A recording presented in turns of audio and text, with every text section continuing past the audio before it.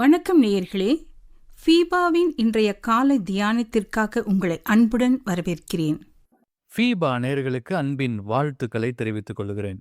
இந்த நாளிலும் மார்க் எழுதின சுவிசேஷம் 15வது அதிகாரம் முதல் 20 வசனங்களிலிருந்து நாம் கர்த்தருடைய வார்த்தையை தியானிக்க இருக்கிறோம்.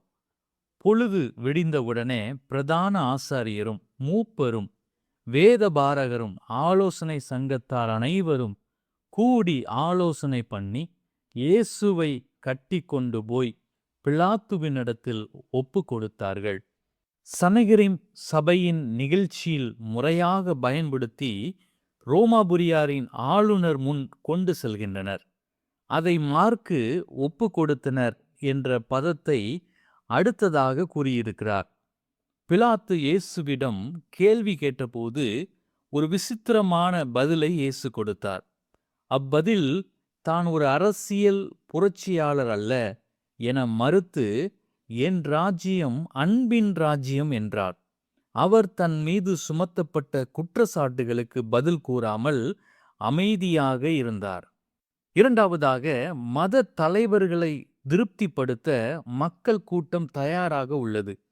பரபாசின் விடுதலையையும் இயேசுவுக்கு எதிராக கண்டனத்திலும் கணிசமான முரண்பாடு உள்ளது. பரபாஸ் ஒரு பெயர் பெற்ற கலகக்காரர். இவனை பற்றி தலைமை ஆசாரியரே பயப்பட வேண்டியிருந்தது.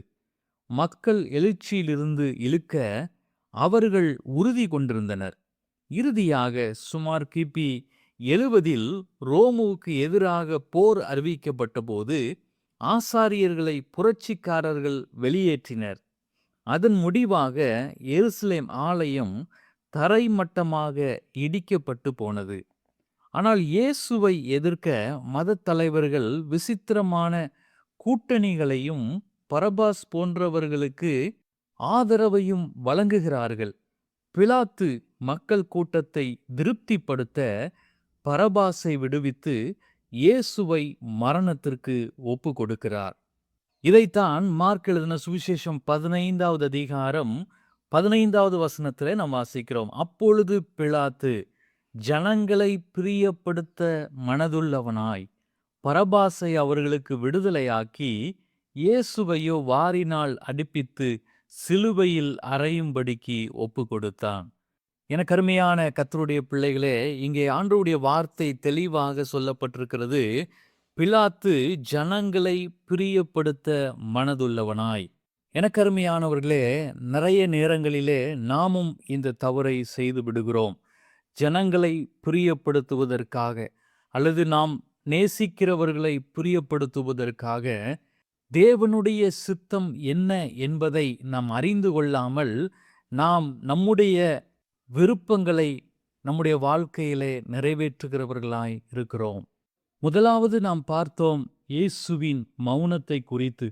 பிரதான ஆசாரியர்கள் அவர் மீது குற்றம் சாட்டும் போதும் அவர் ஒன்றும் சொல்லாமல் மௌனமாயிருந்தார் என்று சொல்லி நாம் பார்த்தோம். அநேக வேளைகளிலே நமக்கு விரோதமாய் ஜனங்கள் குற்றங்களை எழுப்பும்போது, நமக்கு விரோதமாய் பேசும்போது நாம் எவ்வளவு பேசி விடுகிறோம்.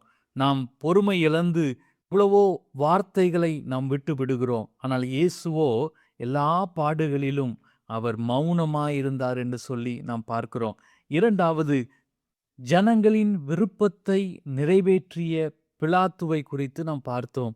அநேக வேளைகளிலே நாமும் மற்றவர்களை பிரியப்படுத்துகிற ஒரு வாழ்க்கையை வாழுகிறோமே தவிர தேவனுடைய சித்தம் என்னுடைய வாழ்க்கையில என்ன என்பதை நாம் மறந்து விடுகிறவர்களாயிருக்கிறோம். இறுதியாக இந்த பகுதியிலே நாம் பார்க்கும்போது போர் வீரரின் பரியாசத்தை குறித்து நாம் பார்க்கிறோம். இயேசுவை கேலி செய்வது துன்பத்தின் சிகரத்திற்கே கொண்டு சென்று விட்டது. சிகப்பான மேலங்கியானது கேலி செய்வதற்கான இராணுவ உடையை போன்றது. இவ்வுடைகள் மன்னர்கள் மற்றும் பேரரசர்கள் பொதுவாக அணிந்து கொள்வார்கள். முட்களின் கிரீடம் ஒரு வேதனையான பரிவட்டத்தின் பிரதிபலிப்பாகும். இதை அணிந்திருந்த பேரரசர் தெய்வீகத்தின் அடையாளமாகவும் விந்தையாகவும் இருக்கிறது. மார்க்கு இவ்வாறு கடினம் மற்றும் துஷ்பிரயோகம் அல்லது எதிர்ப்பின்றி செல்லும் பேரரசரை கேலி செய்வதற்கான வெளிப்படையான இலக்கை செய்யும் கடின மனிதர்களை பற்றி இங்கு தெளிவாக குறிப்பிட்டு காட்டுகிறார். எனக்கு அருமையானவர்களே, எவ்வளவு பாடுகள், எவ்வளவு வேதனைகள், எவ்வளவு துன்பங்கள் நம்முடைய ஆண்டவராகிய இயேசு கிறிஸ்து நமக்காக நம்மேல் வைத்த அன்பினாலே அந்த கல்வாரி பயணத்திலே முற்றிலும் தன்னை அர்ப்பணித்தவாறு அவர் கடந்து சென்றார். இயேசுவை இவ்வளவு அலங்கோலப்படுத்தி அவர்கள் வேடிக்கையை பார்த்த பின்பு இயேசுவுக்கு மீண்டும் உடைகளை உடுத்தி அவரை அவரது மரணத்திற்கு அழைத்து சென்றனர். நம்முடைய மீட்பராகிய கிறிஸ்து இயேசு நம்மை நேசிப்பதற்காக அவர் பட்ட பாடுகளுக்காக நன்றி அறிதல் உள்ள இருதயத்தோடு அவருடைய சமூகத்தில் நம்மை அர்ப்பணிப்போம். கர்த்தர் தாமே இந்த வார்த்தைகளை உங்களுக்கு ஆசீர்வதிப்பாராக. ஆமென். இன்றைய காலை தியானத்தில் பங்கேற்றமைக்காக நன்றி. உங்களது கருத்துக்களை பகிர்ந்து கொள்ளவோ மேலும் விவரங்கள் அறிந்து கொள்ளவோ 9458505042 என்ற எண்ணிற்கோ அல்லது info@fibaonline.org தொடர்பு கொள்ளவும். தேவன் தாமே உங்களை ஆசீர்வதிப்பாராக. ஆமேன்.